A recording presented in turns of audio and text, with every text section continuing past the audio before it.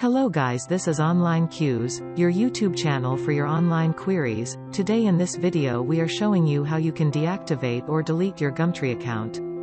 First, log in to your account. Then click on menu option at the top right corner of the screen. Scroll down and then click on Deactivate your account link.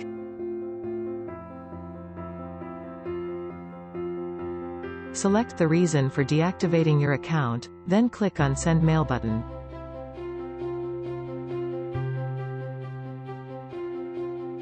Check your email inbox for the message from Gumtree. Click on Deactivate Account button.